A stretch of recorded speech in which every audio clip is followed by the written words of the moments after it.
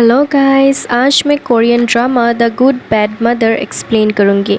Part 1 में हम योंगसून को देखते हैं जो एक डिलीवरी वुमेन के तौर पे काम करती है। योंगसून बहुत ही स्ट्रॉन्ग और काइंड है और उसे गांव के सभी लोग बहुत पसंद करते हैं। हेशिक योंगसून को शादी के लिए प्रपोज करता है और योंगसून भी हाँ कहती है। जल्द ही दोनों शादी कर लेते हैं और अब योंगसून प्रेग्नेंट है।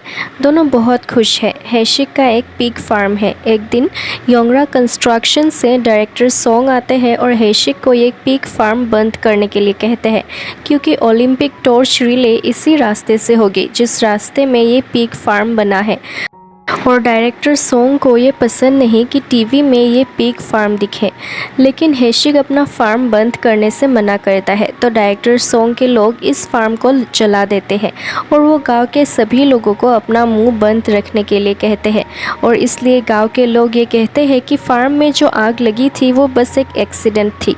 लेकिन हेशिक हार नहीं मानता और वो डायरेक्टर सोंग के खिलाफ सबूत इकट्ठा करता है और प्रोसिक्यूटर ओतेसू को देता है और बहुत पैसे भी देता है ताकि प्रोसिक्यूटर ओतेसू उसकी मदद करे।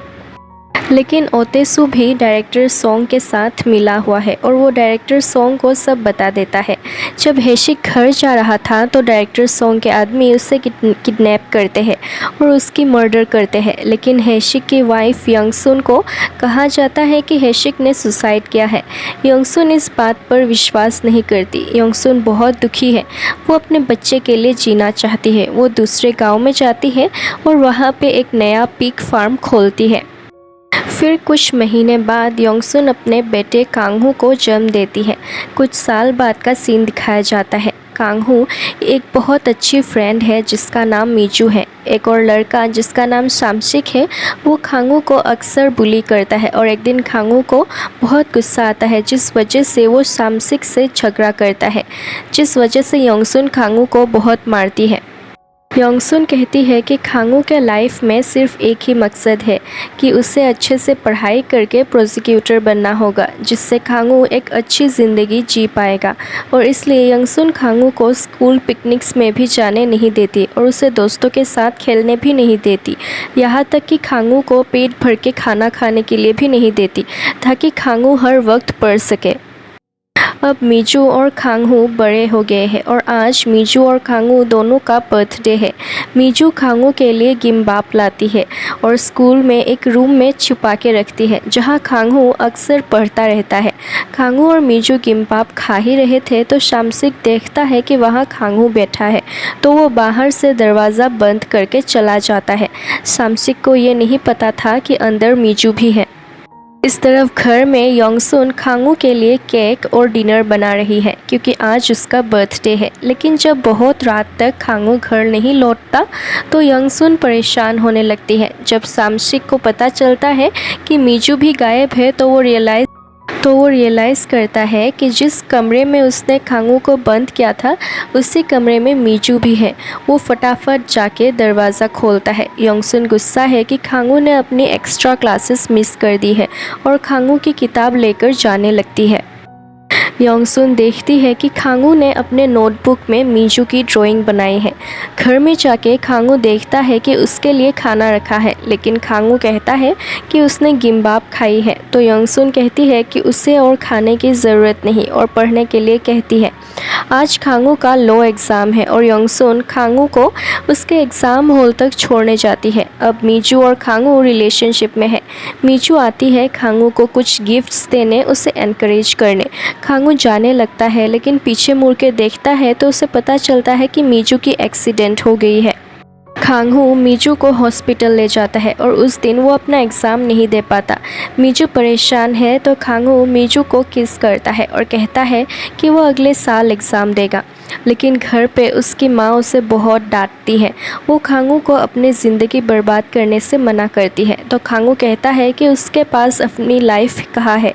उसकी लाइफ तो पूरी तरह से उसकी मॉम कंट्रोल करती है। तो योंगसून कहती है कि अगर उसे इस तरह की ज़िंदगी से छुटकारा चाहिए तो उसे जल्द ही एक प्रोसिक्यूटर बनना होगा और फिर वो अपनी मर्ज़ी से अपनी ज़िंदगी जी सकेगा। अगले सीन में हम देखते हैं कि खांगहू एक प्रोसिक्यूटर बन गया है और वो अब उसी डायरेक्टर सोंग के लिए काम करता है जिस डायरेक्टर सोंग ने उसके फादर की मर्डर की थी। खांगू डायरेक्टर सोंग से मिलने जाता है, तभी योंगसुन उसे कॉल करती है, लेकिन वो अपने मॉम की कॉल पिक नहीं करता। खांगू बिजी है अपने काम में। वो डायरेक्टर सोंग के लिए काम करता है और उनसे बहुत से गिफ्ट्स जैसे कार, घर वगैरह भी लेता है। डायरेक्टर सोंग अब ओब्योक ग्रुप के मालिक है। खांगू उनके साथ थोड़ी देर बेसबॉल खेलते हैं। डायरेक्टर सोंग खांगू को अडॉप्ट करना चाहते हैं और खांगू भी मान जाता है। इस तरफ योंगसुन बार बार खांगू को कॉल कर रही है, लेकिन खांगू एक बार भी कॉल रिसीव नहीं करता, तो योंगसुन और कॉल नहीं करती। सोचती है शायद खांगू काम में भी बहुत बिजी है। इस तरफ हायोंग, जो अब खांगू को डेट कर रही है, कॉल करती है उसे, लेकिन खांगू हायोंग की कॉल रिसीव नहीं करता। हायोंग मीजू के सैलून में आई है। मीजू ने अपने फ्रेंड सोनियोंग के साथ मिलकर एक सैलून खोला है। हायोंग यहाँ पेडिक्योर कराने आई है। मीजू पेडिक्योर कर ही रही थी, गलती से हायोंग के पैर पर एक कट लग गई है, तो हायोंग गुस्से में मीजू को किक मारती है। मीजू हायोंग से माफ़ी मांगती है, लेकिन इसके बाद वो हायोंग को भी माफ़ी मांगने के लिए कहती है, क्योंकि हायोंग ने मीजू को मारा था, लेकिन हायोंग माफ़ी नहीं मांगती। हायोंग ओतेसू की बेटी है। ओतेसू वही इंसान है जो पहले एक प्रोसिक्यूटर था और जिसने डायरेक्टर सोंग का साथ दिया था हेशिक यानी खांगू के फादर के मर्डर में। मीजू सोनियोंग के साथ ड्रिंक कर रही थी, तभी मीजू के 2 बच्चे उसे कॉल करते हैं। उनका नाम येजिन और सोजिन है। मीजू एक सिंगल मदर है। मीजू के बच्चे मीजू के माँ के साथ गांव में है और मीजू यहाँ सोल में काम करती है। योंगसुन सोल आती है खांगू के लिए खाना लेके, क्योंकि आज खांगू का बर्थडे है, लेकिन खांगू झूठ बोलता है कि वो घर में नहीं है, तो योंगसुन खाना सिक्योरिटी गार्ड के पास रख के चली जाती है और अपना फ़ोन नंबर भी उन्हें देती है ताकि गार्ड उन्हें इन्फॉर्म कर सके खांगू के बारे में। योंगसुन कार में जाकर डिनर के लिए बस एक केक खाती है। खांगू न्यूज़ देख रहा था, जहां वो हायोंग के फादर ओतेसू को देखते हैं। पास्ट में खांगू ने ओतेसू की एक कॉन्फ्रेंस अटेंड की थी और वहां उसने ओतेसू से बात भी की थी। खांगू ने कहा था कि वो ओतेसू का बहुत बड़ा फ़ैन है। ओतेसू को उस वक्त लगा था कि खांगू को उसने कहीं देखा है। ओतेसू को खांगू उस वक्त बहुत ही जाना पहचाना लग रहा था। खांगू बताने ही वाला था कि खांगू के फादर ओतेसू को जानते थे, लेकिन तभी ओतेसू की बेटी हायोंग आ जाती है और ओतेसू चला जाता है। उसी वक्त खांगू ने अपना टारगेट बना लिया था हायोंग को। खांगू क्लब में जाके हायोंग को अरेस्ट करता है। वो हायोंग पर आरोप लगाता है कि हायोंग ड्रग्स यूज़ करती है। खांगू हायोंग को पुलिस स्टेशन ले आता है और हायोंग की पर्स भी चेक करता है, लेकिन जब खांगू को कुछ नहीं मिलता तो हायोंग उसे थप्पड़ मारती है। खांगू हायोंग से माफ़ी मांगता है। हायोंग खांगू को इन सब चीज़ों के बारे में ओतेसू को बताने से मना करती है। कुछ दिन बाद हायोंग के घर में चैरिटी इवेंट थी। खांगू वहां जाता है और हायोंग को जुजुबी प्लांट देता है, जो पैनिक डिसऑर्डर के लिए बहुत अच्छा है। हायोंग को भी पैनिक डिसऑर्डर है, इसके लिए वो मेडिसिन लेती है, तो इसलिए खांगू हायोंग को ये जुजुबी प्लांट देता है। हायोंग को लगता है खांगू सच में उसकी केयर करता है और वो खांगू को डेट करना शुरू करती है। कुछ दिन बाद वो खांगू को घर ले आती है और अपने फादर ओतेसू से इंट्रोड्यूस करवाती है। ओतेसू हायोंग को जाने के लिए कहता है और अकेले में खांगू से बात करता है।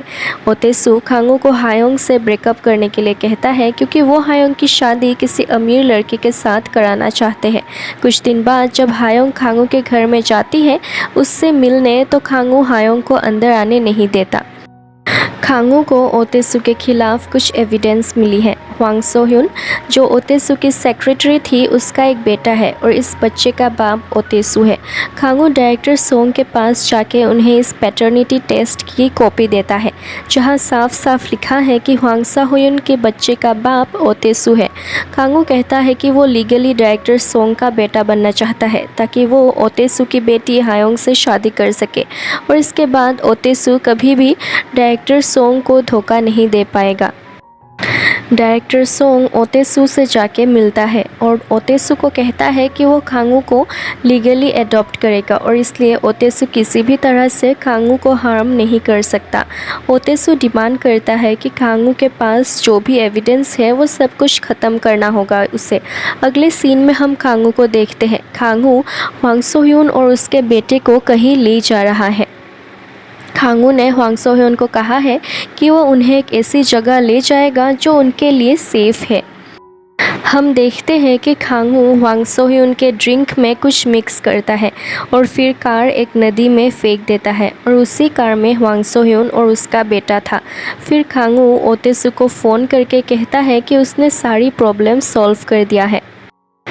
इस तरफ मीजू ने सोन्योंग के साथ मिलकर नई नेल सैलून खोली है। इस तरफ गांव में सभी लोग मिलकर खाना बना रहे हैं क्योंकि आज खांगू गांव में आने वाला है। खांगू हायोंग को भी ले आता है। गांव के सभी लोग बहुत ज़्यादा एक्साइटेड हैं उनसे मिलकर, लेकिन इससे हायोंग और खांगू अनकंफर्टेबल फील करते हैं।